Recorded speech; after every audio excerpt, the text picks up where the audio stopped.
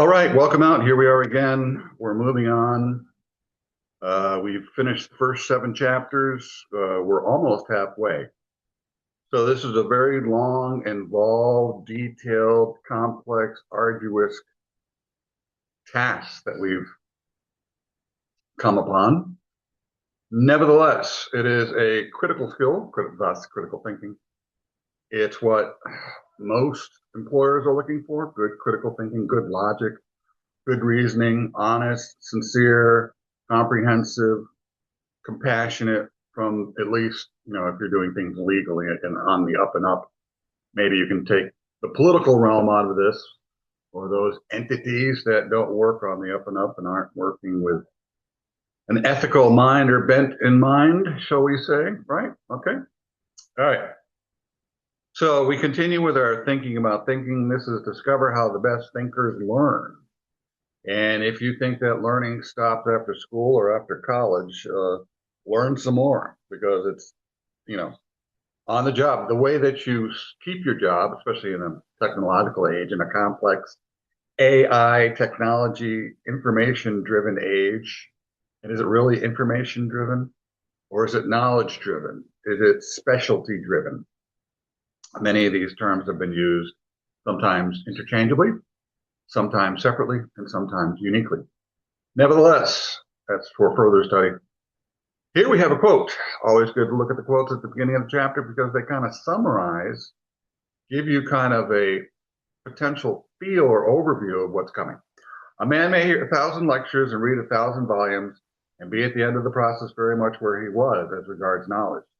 Something more than merely admitting it in a negative way into the mind is necessary. Negative way.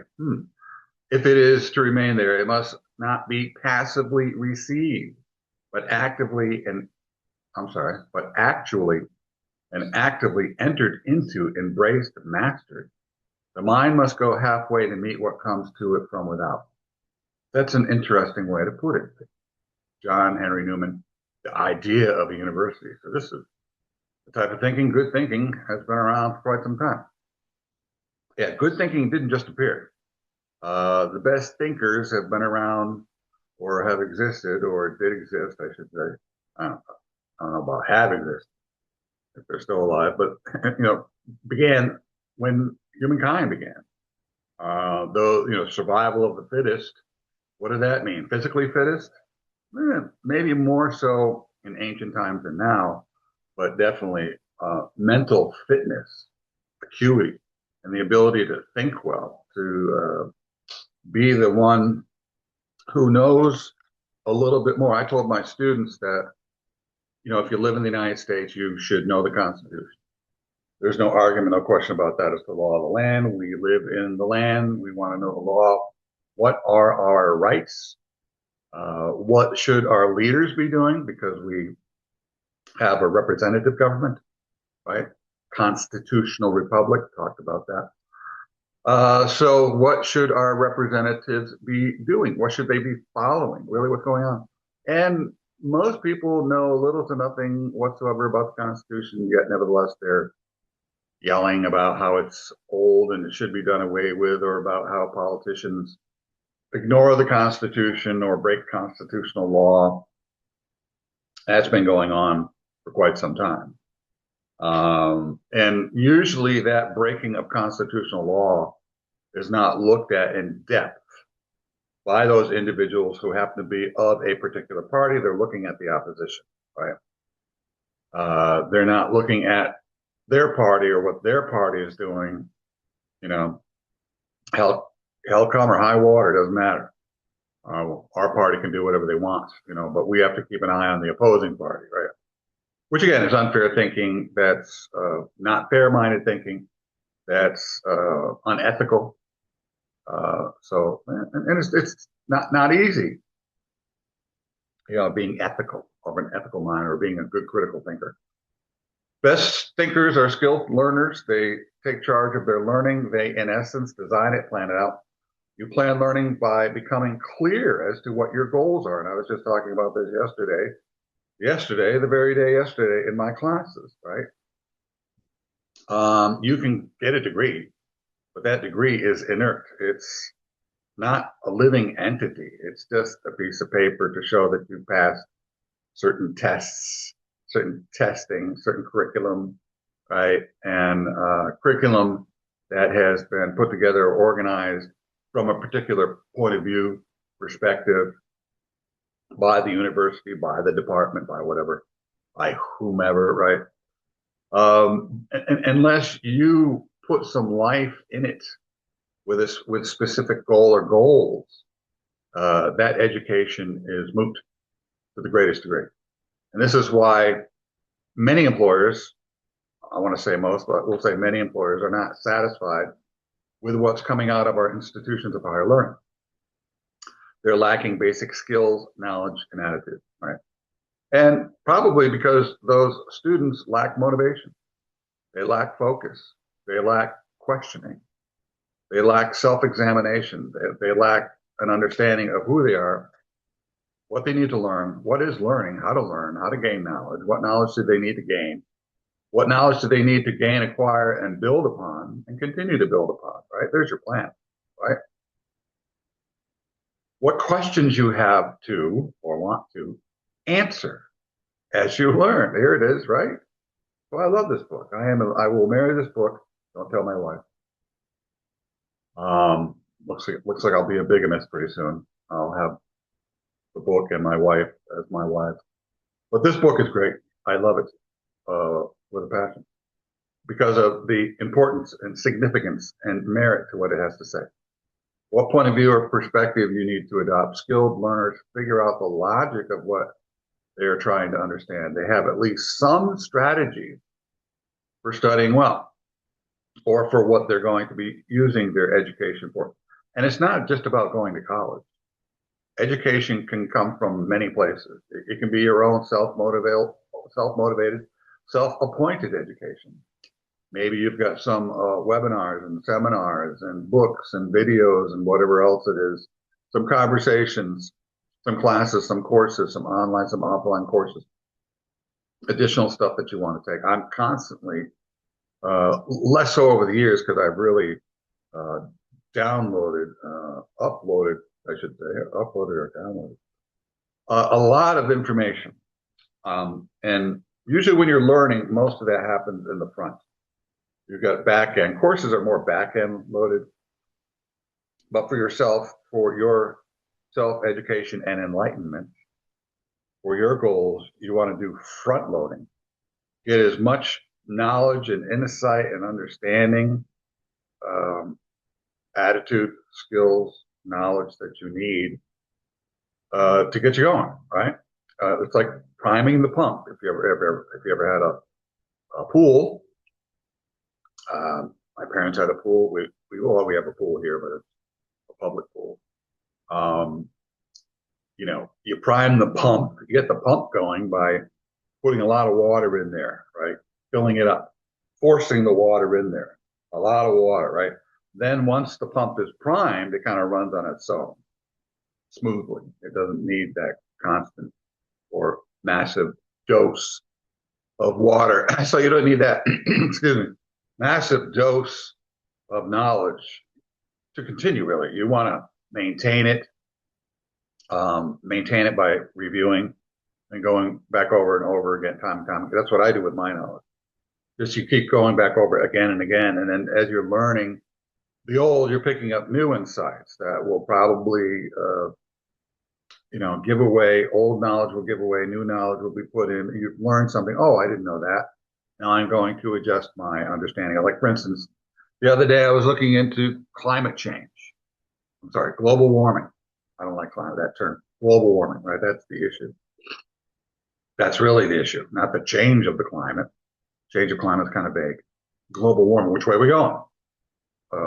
Mild, hot, cold, right? We're going hot, allegedly, right? So that's the issue, global warming. And for some time I thought that, and I was under the impression that China, that even if we did what we were supposed to be doing, and we spent the millions, billions, trillions of dollars that we needed in order to, fix the climate, the global warming issue for us.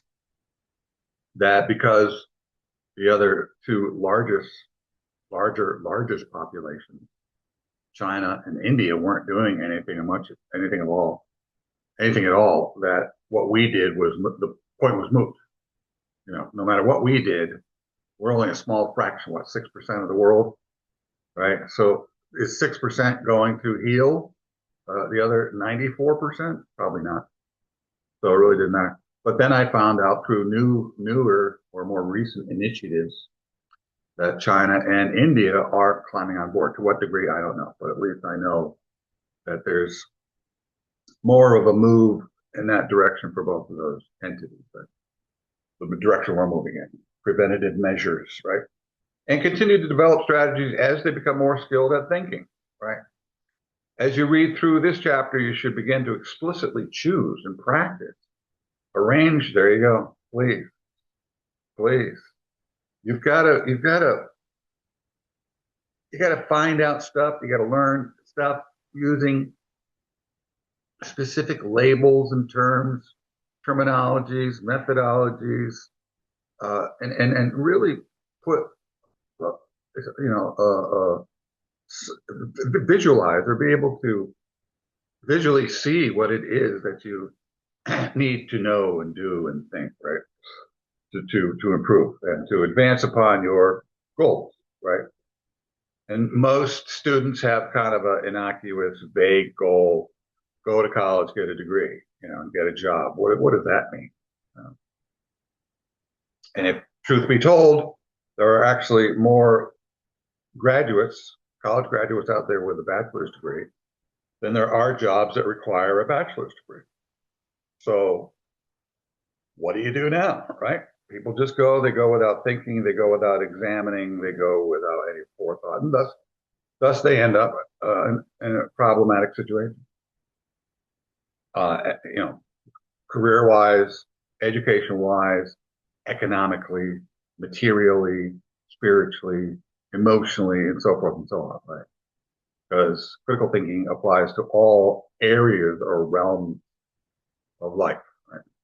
As you read through this chapter, you should begin to explicitly, look at the key words, look at those adjectives and adverbs, explicitly, specifically, clearly, maybe comprehensively, choose and practice a range of strategies that take you out of the student mainstream who have few or no powerful learning strategies, right? So there's this big, loud talk about students graduating now, they can't find jobs, they're out of work for a year or years or more, or they're underpaid, they're working and they're overqualified for the positions they're in. Well, that's been going on since the 90s. If you look at the Bureau of Labor Statistics, since the 90s, maybe that's when they started tracking this information. Since the 90s, 60% or more of college graduates are working in jobs that don't even require a high school diploma.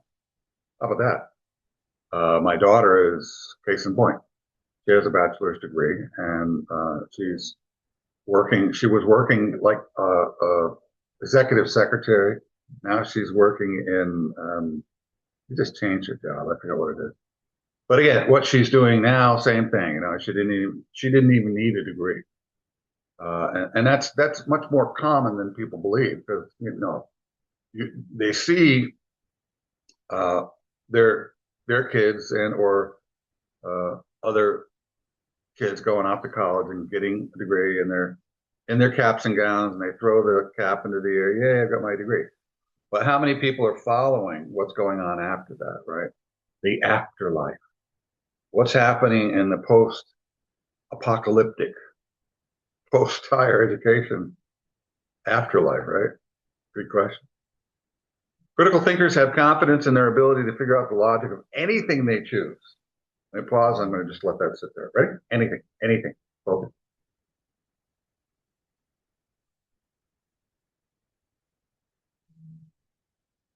They continually, please, as you're reading, look at keywords and phrases, right? Anything continually look for interrelationships and order within systems of ideas. That's what I did. I just came to that naturally. When I decided that I wanted to be a teacher and potentially a career coach, career life coach, I said, I'm probably going to have to know some more things about um, the major disciplines. So I started to read books on math and science and economics and theology and philosophy and ethics and so forth. Every summer, I'd read at least probably 5, 6, or 7 books on various disciplines. And I did that for about 10, 12 years and just front loaded to prepare me for teaching. And it has meant all the difference in the world, not only for teaching, but for coaching. It's also meant a lot to me to clarify things. It's been my crack cocaine of life. Education, learning. I don't need drugs. Well, maybe that's my drug. Learning, right? And then dispensing that knowledge or helping people to see the light of said knowledge. They use the tools of critical thinking every day to improve their thinking, thereby improve their lives. Pause, 2, 3, 4, right? There is a logic to this, and I can figure it out. The logic of X. Well, that's a very complex graphic there. It's not, just kidding. 20 ideas for improving your studies. Please take note. Make sure you thoroughly understand the requirements of each class. Yes, what is each class trying to teach you? And maybe the requirements are in the manual or the catalog or the course description, but the teachers aren't doing it, right? Teachers can go off off the requirements, what is stated in the course description or description for the major, right? I've had students complain about past or even current teachers that they have who are not good teachers. I don't know if they're on or off base with requirements as far as requirements go, but they do mention that. Well, I remember I took over a class one time. There was a teacher that needed to go in for minor surgery. He was going to be out for a week or so, and I taught a couple classes. And it was like 3 months into the semester, and they said to me, "We learned more in one of your classes than we've learned so far in 3 months." Right? So who's checking all this stuff? Who's checking what's going on? That's why you got to know. I wouldn't trust anybody. I wouldn't trust college. I wouldn't trust curriculums. I wouldn't trust teachers. I wouldn't trust departments. You have to be in charge. Take control. Be large and in charge of your own life, your own learning, your own guidance, your own direction. What are you going to do with that degree? Right? Become an active learner. Begin to work ideas into your thinking by actively reading, doing annotating. You're pointing out things to yourself about the author. My books, when books were more popular, now more stuff is on video, right, or online. It's like online books here, right? But and actually offline is much better. I don't know if I have a textbook close at hand. No, I don't. But I've shown these before in some of my other videos. I have books that I've read. They're either books I'm teaching through or books I've read, and I've read 1,000 books. I was just thinking today, I'm probably going to do this after I'm done with this video, that I'm going to put together a book list for my students, what they should read or begin to read about the various disciplines and fields out there. Now I mostly teach from the perspective of what do most students need most of the time in most situations. And I can tell you, I can tell you, most teachers don't know. Many teachers don't even know the practical purpose, or if there's a practical purpose, to their own curriculum, to their own lessons, to their own courses, right? I've heard the complaints. It's really mind-boggling, to be honest, right? So think of each subject you study as a form of thinking. If you are in history class, you'll also be thinking historically, chemistry, chemically. Become a questioner, and this is huge. So I outlined this one because this is big. These are all big. This is the largest, the larger one, or the largest point to be made here, right? Engage yourself in lectures and discussions by asking questions. If you don't ask questions, how can you discover what you do and do not know? Pause. 2, 3, 4. Let it sit. Like when you're cooking something, let it sit, let it stew, let it simmer. That's building up a nice aroma. That's cooking. That's going to be yummy when it's done, right? That's very important. Very yummy. Ideas for the mind, food for the brain, food for the mind, food for the brain. Look for interconnections. Good Lord, this is what I've done. This is what I did. And I came to these ideas just through inquisition. There's a book called Thick-Faced Blackheart, and I have many videos on it. And it's ancient Chinese art based in thick black theory. A woman who wrote that, Qingming Chu, no longer with us, became a business person who came from Taiwan, China, to the United States, LA, and passed on these techniques from thick black thinking. And she westernized it because there was a lot of Eastern references, probably based in a lot of Eastern philosophy, Hinduism, Buddhism, Taoism. And then she became Christian. She even took on the Western theological philosophy, right? Philosophy, one of them. And she started to show these techniques for achievement. How to think and think well if you want to achieve in the battle of life, in business and in life, was roughly the title. I'm summarizing it, right? Or paraphrasing. Look for interconnections. The content in every class is a system of interconnected ideas, never a random list of things to memorize. Don't memorize like a parrot or like a fool, like a child, like an idiot, like an adult. Study like a detective, like a schmolder. I tell my students you should be a schmolder. Remember, what was it? Something files. I can't remember. Scully and Mulder, they're two FBI agents. What was that? A lot of I never really watched, to be honest, but a lot of aliens in that television series.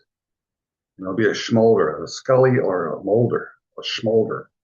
I combine them. Be a detective, FBI. That's what they did all the time. They're always looking for clues, right? Study like a detective, always relating new learning to previous learning. You're looking for clues. Think of your instructor as your coach. I am a professor, but I am also a coach, career coach, life coach, business coach, what do you want to call it, right? How true. And unfortunately, a lot of professors are not really coaches. Not coaches. They know their subject well, but they're not good teachers. They're not good passers on of information or proppers up of learners, right? Think of yourself as a team member trying to practice the thinking exemplified. What is exemplified? Learn vocabulary, please. I sat down. I don't know if I was sitting. Was I sitting? So yes, sitting usually. I'm a nerd. Sorry. When I was 10, 11, 12, I used to take a book, walk up into a tree. I liked it. I liked it. I like being up there because it's really secluded. Even if you're at home, there's always distractions. There's the television. Even if you're home alone, right? There's television and your toys and whatever else is laying around, right? Your phone. This is before cell phones. But anyways, I found it extremely concentrating, concentration enhancement by going up into a tree, climbing up as high, a good distance, but not all the way to the top. You don't want to be bouncing around on the breeze up there. Somewhere on the bough there, the lower, higher, mid portion of a tree. And I'd read books in a tree, right? I was always reading, right? I mean, I started out with, what did I start out with? Comic books, Marvel, DC, love those. Still do to this day. I go see all the Marvel and DC movies. Marvel's better than DC. Nah, I like them both. How can you be into comics and not be into Batman, Superman, Green Lantern, Captain America? Well, sorry, Cap is Marvel. Anyways, what you know what I'm saying. And then I moved into, well, actually, I think the first thing I really read was like Winnie the Pooh. You know, if you go back to the earliest days. And then I got into comic books. And then I got into the satire, Mad Magazine, National Lampoon. I love that stuff. You know, I Spy and all those guys. And then I started reading fiction, tons of science fiction initially. What was I reading? Isaac Asimov, I, Robot, the Foundation trilogy, Frank Herbert, Dune. I love Dune, still love Dune. Those movies were very well done. What else was I reading? H.G. Wells, you know, the classic. Then I started to get, and then I got out of science fiction and more into just fiction. And reading like Kurt Vonnegut's. Who else was I reading? Not coming to mind right now, but Kurt Vonnegut was probably one of the ones that authors I read most. And then Tim Robbins, not Tony Robbins, but Tim Robbins, Still Life of Woodpecker, The Veil, and books like that. Only Cowgirls Get the Blues, and kind of more socio-political commentary. And then I started getting into fiction, probably late 20s, and I've been in fiction ever since. Think of yourself as that's growth. Okay. Think of yourself as a team member trying to practice the thinking exemplified by your instructor. For example, in an algebra class, think of yourself going out for the algebra team. Teacher is demonstrating how to prepare for the games, right? Understand the textbook as the thinking of the author. Your job is to thinking of the author. For example, or the writing. How did I learn how to write? I really studied and paid very close attention to how the writers are writing of all the books that I've read, hundreds, if not 1,000 or more books at this point.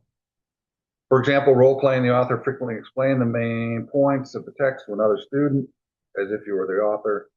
Consider class time as a time in which you practice thinking within the subject using the fundamental concepts, principles of the course. Don't sit back passively. As soon as you start to sit back passively, you become inert. You lose energy, you lose momentum, you lose interest. So many students come into my classes and they're on their phones, they're gazing off into the distance through the windows at their classmates, at their phones, usually their computers. Some are paying attention. And, you know, I'm not going to chase them around. I'm not their mom or dad. I mention on occasion, you know, I bring it up as a side note. For all those of you paying attention, those of you not on your phone or with your face planted in your laptops looking at the latest social media posts, I say, waiting for knowledge to fall into your head like rain into a rain barrel, right? That's dead. That's dead. That's brain dead. Relate content whenever possible to issues and problems in practical situations. What else is education for but that? And I teach from a practical bent the majority of my teaching. Figure out what study and learning skills you need to develop, practice those skills whenever possible. Frequently ask yourself, can I explain this to someone well enough? This is how I've taught myself how to teach, right? For him or her to accurately understand. If not, you haven't learned it. Keep practicing. So this is how I studied initially vocabulary 40 years plus ago.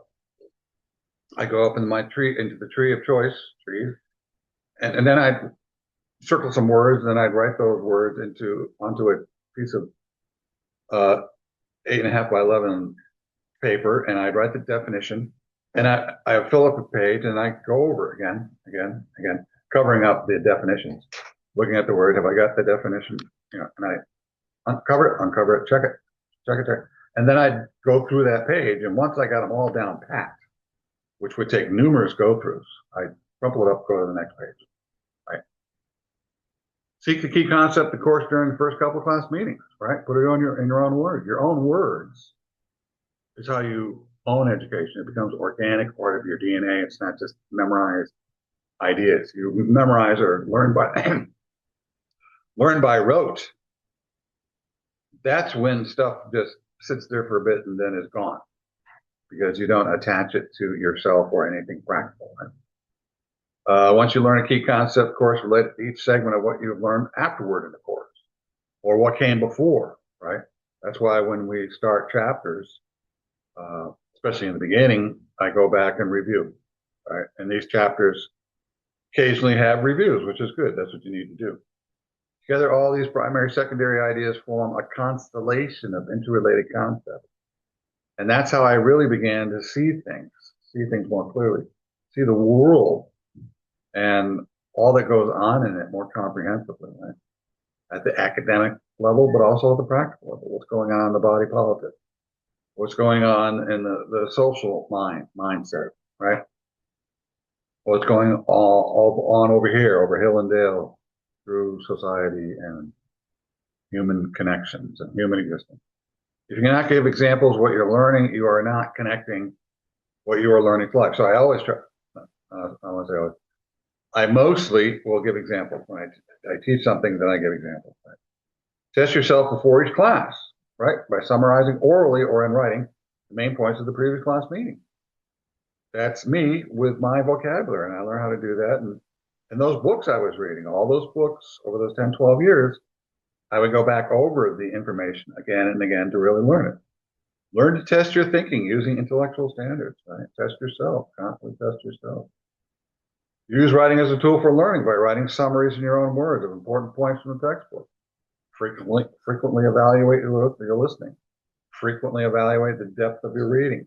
Remember and believe the saying, the race is to the tortoise, not the hare, because it is true. Raw intelligence alone does not make you a critical thinker. And if, on the other hand, you struggle with learning, you can easily pass the fast movers who don't recognize that critical thinking and the development of the mind is a lifelong struggle. Like I said, what is the afterlife? What is the afterlife of education? Secondary education, even higher education. It's constant. It's still learning.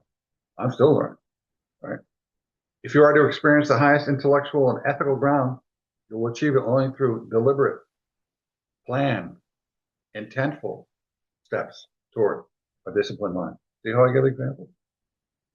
I do it to myself so I know that I know it, and also pass it on to help the learner learn it, to help them know it, and help them thinking about knowing whether or not they know it.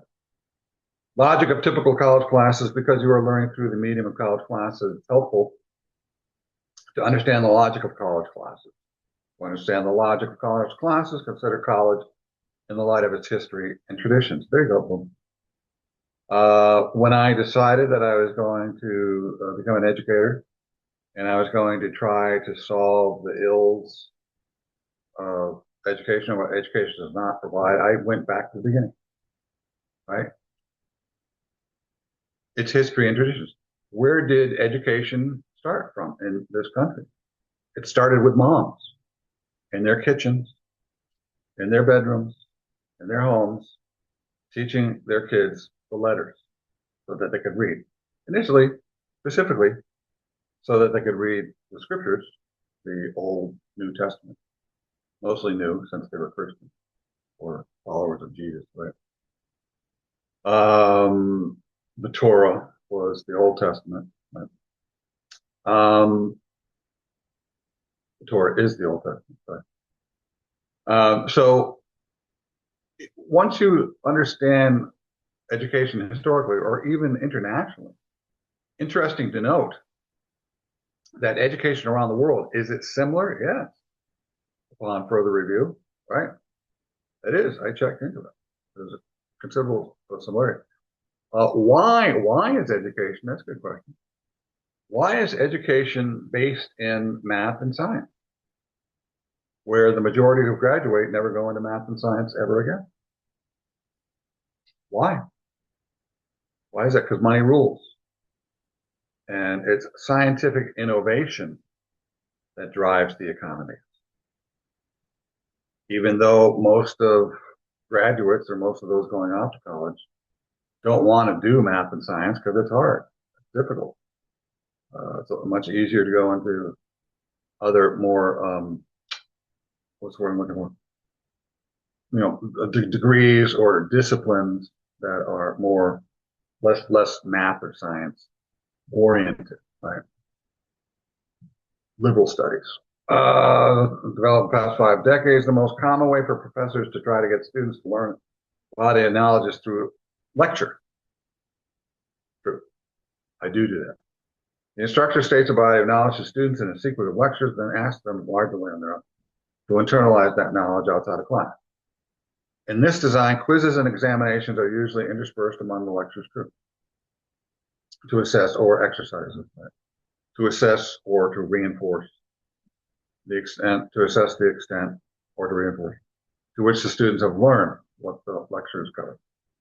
Often a quiz is not given for 6 weeks or more. When this traditional teaching approach is used, students often revert to 2 strategies, neither of which is conducive to deep learning: taking random but disconnected notes during lectures, focusing on points that might not be in the test, and students will highlight their text. I'll just see, like I'm doing here, but I'm highlighting key points. I don't highlight everything. Well, in this case, let's go back. This is a little more highlight intensive than this, right? So I'm usually highlighting the main point. I've seen students pretty much highlight everything in their text except for a few lines. And I go, what are you really highlighting? Everything is important? Probably not. Right?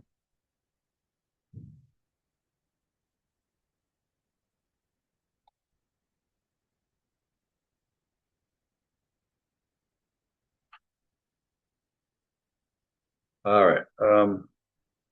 Let's go a few more pages. We'll probably finish up this section. Intensive cramming 1 or 2 nights before a quiz. There you go.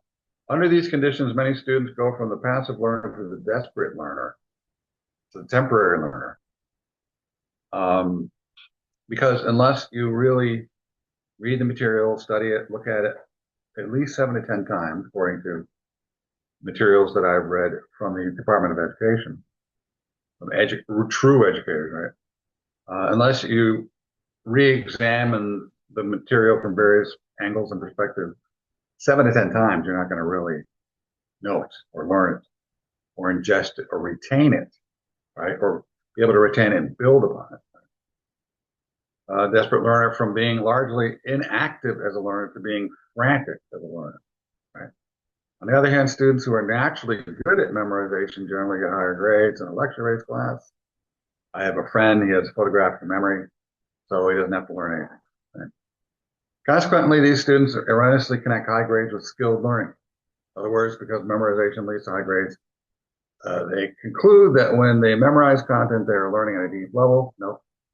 In this model, students formulate a concept of learning that is superficial, transitory, that's what I was talking about, right? Temporary, and grossly misleading, extremely misleading. That's why when, for instance, and I prove to my students frequently that they learn nothing in high school. Because I know quite a bit about math, science, history, language, whatever. A lot of what has been learned in school, political science, the Constitution, the law of the land, so forth, right? I know quite a bit about American history. And I ask them questions. And inevitably, the majority can't answer the questions. Or even basics about English, grammar, spelling, syntax, structure, all that good stuff. What is a sentence? What is a phrase? What is a clause? What is a word? You know what a word is? I mean, really, what is a word? Right? It's a group of letters that form a particular sound that that is usually defined sometimes by gray areas, by various definitions, right? Some words have maybe one definition. Not too many have just one definition. But usually words will have multiple definitions depending on their context and application, right? Becoming a skilled thinker. The idea of college can be expressed in a number of ways. However, no matter how it is expressed, certain basic skills, dispositions must be included in the definition for it to accurately characterize the educated person. Educated person must be proficient in close reading. That's critical reading, critical thinking and reading, and substantive writing, writing of substance, right? What does substantive mean, right? Look at the root of the word, substance. Sub, it's almost there. Substance, right? Take off the tiv, put in CE, substance. Something of substance. Able to acquire and effectively use significant information. Reason well. Communicate effectively. This is what employers look for. Solve problems. Employers are looking for that. Exercise sound personal and professional judgment. That's what employers are looking for. Proficient in formulating, assessing goals and purposes. This is all stuff employers are looking for. You should be looking for in your personal life. Questions, problems, information, data, conclusions, interpretations, concepts, theoretical construction, assumptions, presuppositions, implications, and consequences, and points of view and perspective. Right? Just pause this, snapshot it, and know this. If you don't know this, you're not going to be a good thinker. You're not going to be a good employer. You're not going to have a fulfilling personal life at the local level, state level, career level, employment work level, national level, international level, right? What's going on in the Middle East? What about the war in Iran? Is it necessary? What's the history of that country going back to 1997? Was it 47? What theocracy has maybe they really don't know who's in charge now, but has or has been in place for the last 47 years. What have they done? What have they done to their fair sisters? What have they done to their own people? What have they done to Americans, Europeans? A lot's been going on. I mean, this goes back, the issue with Iran goes back all the way to Clinton, right? Clinton, Bush, Obama, Trump, Biden, Trump, all that time. And people are going, what's up with Iran? Why did we bomb them? That's not necessary. No, no. Think again, my friend.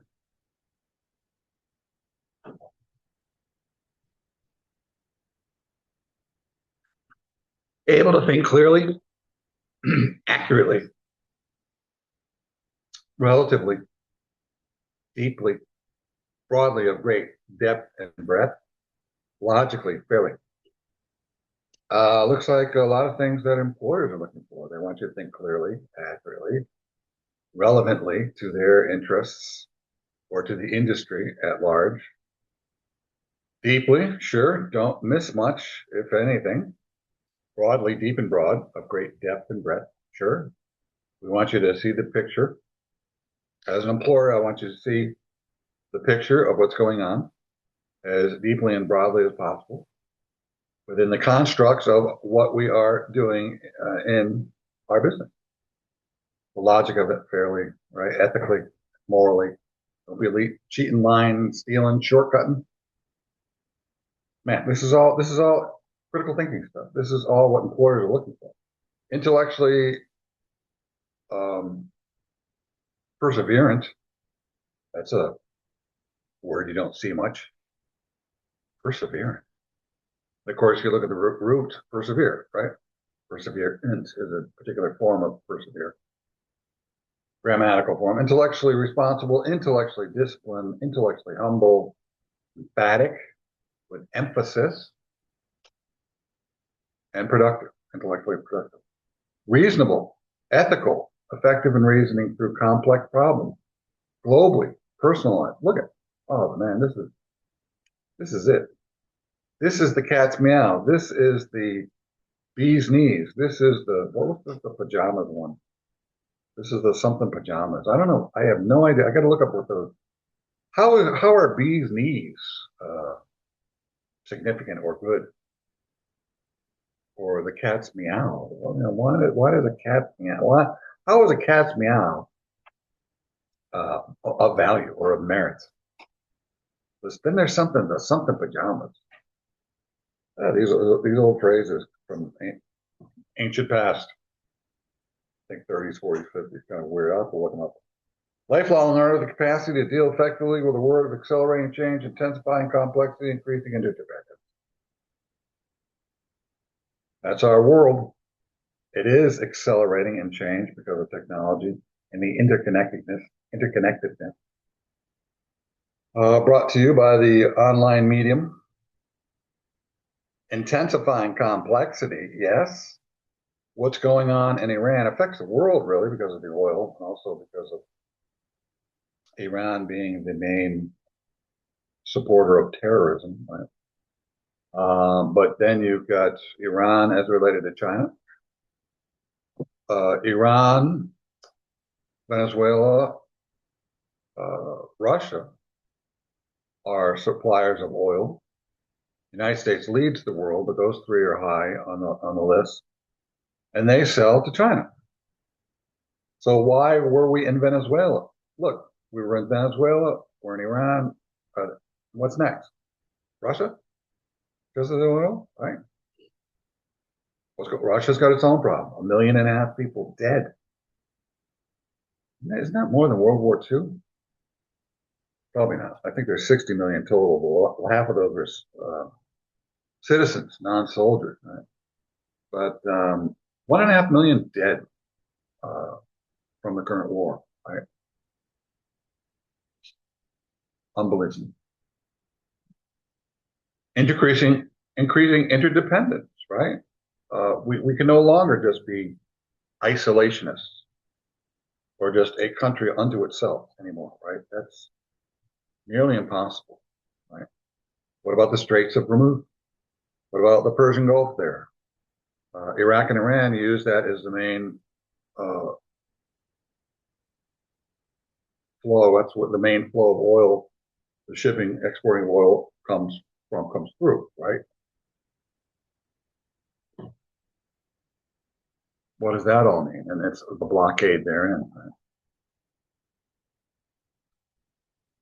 It should be clear to you that these characteristics and skills will not emerge simply from regularly taking notes and lectures and cramming for quizzes and exams. If you value, and that's what you want to do, you want to be a constant state of added value or adding value as a person, as a citizen, as a person in the workforce, a potential employee or human resource to be hired by employers, right? What is your value? What did Einstein say? Don't become a person of success, become a person of value. Value enhancement, enhancing your value. Not necessarily about success, but about enhancing your value, which leads to success. So at the root of all success, or most of it, is value. True, there's some success out there that has lack value, but most of it is through value. We value what particular movie makers or writers are doing with their books and their videos and their stories and their movies. Right? We value what certain politicians are able to do, what certain business people are able to do, the products and services that they come up with, right? So the value enhancement, right? The ends expressed in the above ideas, if you want to develop as an educated person, you will have to establish personal imperatives that set you apart from fellow students. There you go. Boom. So you want to get a job, keep a job, build a job into a career, or jobs into a career. So you do it. And if you do it right, you'll be the one that gets a job, keeps a job, stays employed. You know, if you do it just learning by rote, not really thinking or thinking about your thinking or knowing how to think and learn and build upon that knowledge and grow yourself through that knowledge and expand the depth and breadth of that knowledge into various realms or places of study or understanding. Yeah, you got to do that. You will have to establish personal imperatives that set you apart from fellow students. You will have to develop habits that few of your peers are developing. Many, I'd say 10 to 15% of all my students I've ever had over 25 plus years are at a high value level. Most mid to low value, right? Thus, unemployment. To acquire knowledge, you must construct it in your mind. You must translate it from the thoughts of someone else into thoughts of your own. To think it into your own mind, you must be able to state it, elaborate upon it, exemplify it, illustrate it. Kind of sounds like an educator, what an educator does. A parrot, a voice recorder, or a rote memorization is not a knower. Until you can express an idea in your own words and exemplify, give examples, right? Exemplify, what's the root of that? Examples, right? Exemplify it with examples, there it is, right? But the A is turned into an E here. EXAMPLE. Exemplify, kind of what it is, with slight modification. Exemplify it with examples from your own life. It is not yours. Semicolon. Why is a semicolon there? Because we got a sentence that is, whatever is in that sentence, the point of it is highly connected to the sentence that came before. That's why you use a semicolon. Not that you can't do that with a period, but this semicolon shows you that there is a specific one-to-one correspondence between what came before and after it. Right? It is not yours. You do not know it. Italicize to emphasize. You do not know it. So what do italics do? What do semicolons do? Right? What do commas do? What do hyphens do? And dashes and brackets and parentheses. Oh, am I done? I think we're 158. I think we're. Oh, where are we? We got to go up to. I think that's good for now. All right. So we'll come back here for video 2 on chapter 8. Until then, take care.